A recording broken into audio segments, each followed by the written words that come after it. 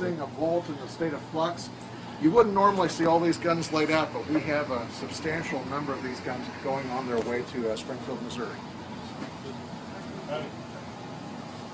Just get a good video. Yeah, some of our folks that you see here are museum volunteers and staff that are working on the project. I'll tell you what, let me have you come this way if I could. Sure.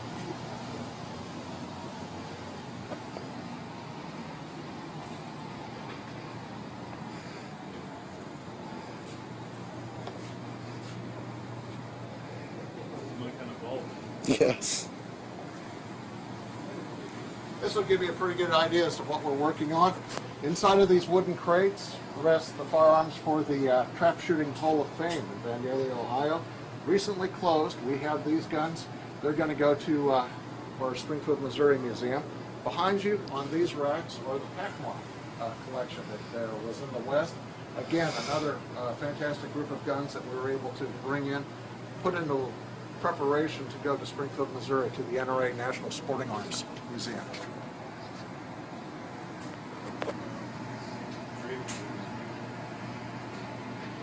That's one of the reasons why we spoke for him. Let me introduce to you also the man that's just walking. This is Lars Dale's side. It's just popping in and then running out. Okay. Don't worry about yours. You gotta sit real quick. Upstairs is temporarily housed down here. This is our firearms vault. We also have a non-firearms vault where we keep everything that isn't a gun. Now that one is packed so full we can't really get into that one today. And that would be like support equipment and stuff. Exactly.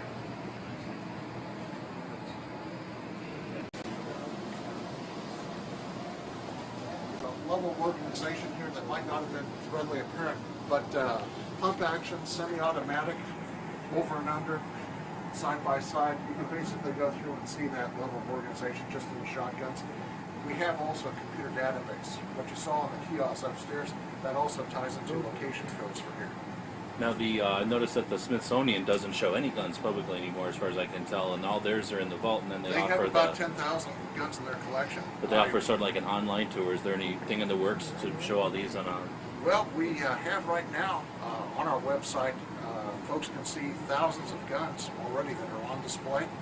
We're planning with the NRA National Sporting Arms Museum in Springfield to have all the guns that go out there also represented on the internet as a website capable resource. So there's no interest in keeping these hidden. These are already out there. Well, these quite shortly are going to be out for folks to enjoy. This one's going to go. General Ambrose Burnside, NRA's first president, gave us this carbine. That was one that he had designed, which is kind of neat.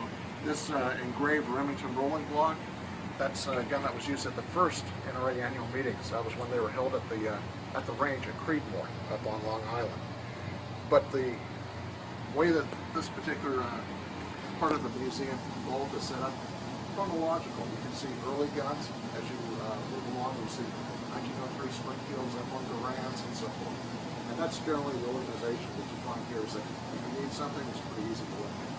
Even though we have thousands of guns.